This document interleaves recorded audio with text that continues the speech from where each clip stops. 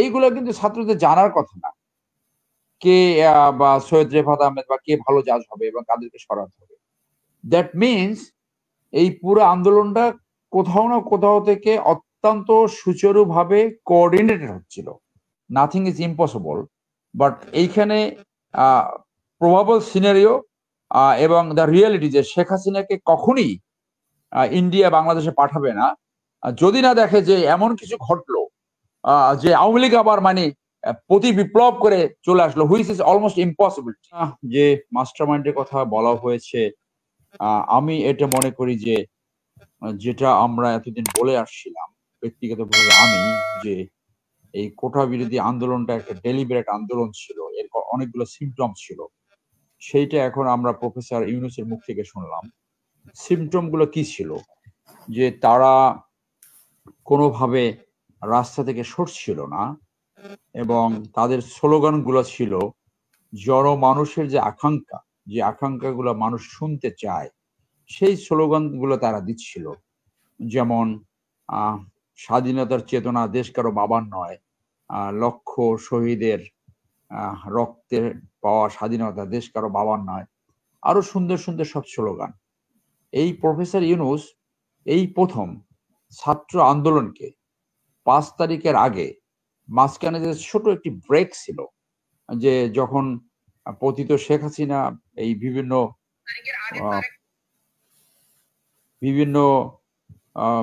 Party না business community এদেরকে নিয়ে যে মিটিং করছিল, তখন মনে হচ্ছিল যেন একটা ব্রেক। ওইটা ওই যুদ্ধকালীন সময় অনেক সময় পজ থাকে, সেইটা হচ্ছিল আসলে, ওইটা কিন্তু আসলে ব্রেক ছিল না।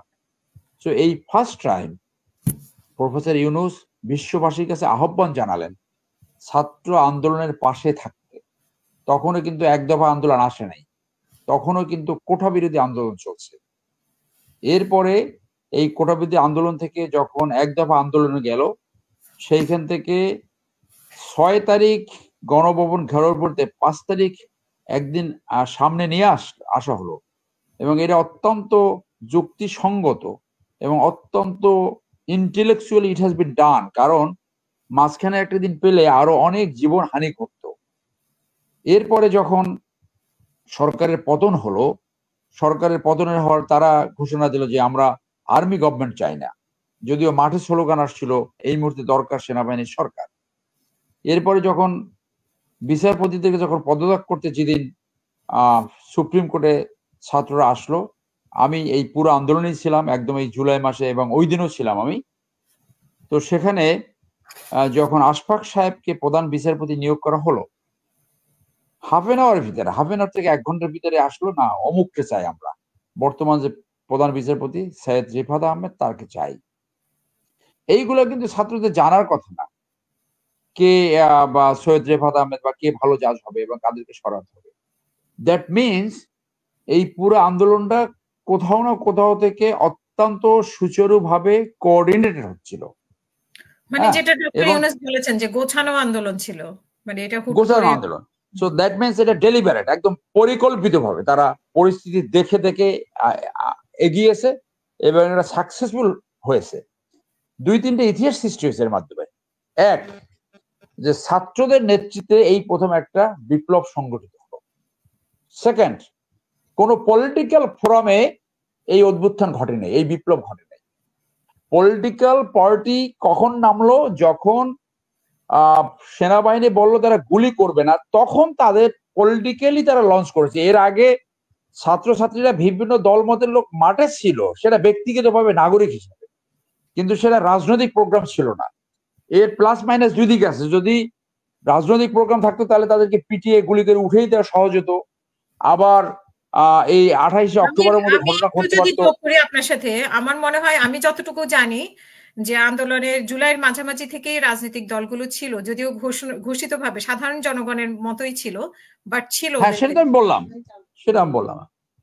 তো সেই জন্য আমি মনে করি যে যেটা আমাদের অ্যাসেসমেন্টে আমি যেটা কয়েকবারই বলেছি, এবং এই প্রফেসর ইউনূস দেখেন যে কথাটা সর্বশেষ উনি বলছে যে সংস্কার যেদিন শেষ হবে তারপরে নির্বাচন, এই কথাটাই কিন্তু উনি প্রথম ডিপ্লোম্যাটিক কোরের সাথে বাংলাদেশে যখন মিটিং করছে তখন এই একই কথা কিন্তু সে বলেছে, সেই কথাটাই কিন্তু ওইখানে রিইটারেট করেছে।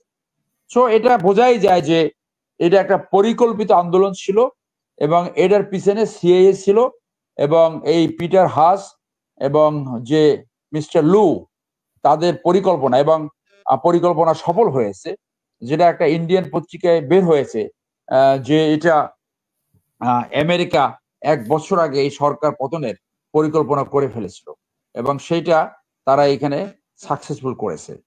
এখন আসেন যে শেখ হাসিনা ফেরত আসবে কি আসবে না, আমি 99% শিওর, 99 স্যারের সাথে একমত হয়ে বলছি যে নাথিং ইজ ইম্পসিবল, বাট এইখানে প্রবাবল সিনারিও এবং দ্য রিয়েলিটি যে শেখ হাসিনাকে কখনই ইন্ডিয়া বাংলাদেশে পাঠাবে না যদি না দেখে যে এমন কিছু ঘটলো যে আওয়ামী লীগ আবার মানে প্রতি বিপ্লব করে চলে আসলো, which is almost impossibility.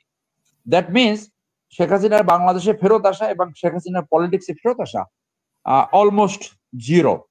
Awami League হয়তো ভবিষ্যতে কোনোদিন আসতে পারে, সেটা দুইটা ফর্মে, একটা হলো মডিফাইড ফর্মে, আর যদি এখন একটা সংস্কার এর আগে যথাযথ সংস্কারের আগে একটি নির্বাচন হয়, সেই নির্বাচনে ধারণা করা হয় যে বিএনপি ক্ষমতা আসবে এবং বিএনপি এসে যদি তাদের মতো ভুল করে 2009 থেকে 2024 পর্যন্ত যেভাবে সরকার আওয়ামী লীগ চালিয়েছে, যেটা মির্জা ফখরুল সাহেব বলেছেন আওয়ামী লীগের মতো এইভাবে করলে পরিণতি একই রকম হবে এবং আরো অনেকে বলছে, এইটা করলে কিন্তু আওয়ামী লীগের কামব্যাক করা আরো ইজিয়ার হবে। তো আওয়ামী লীগ যদি আসতে চায় তাহলে এই সবচেয়ে বড় মেকানিজমটা হবে বিএনপির ভুল বা যারা সরকার গঠন করবে তাদের ভুল।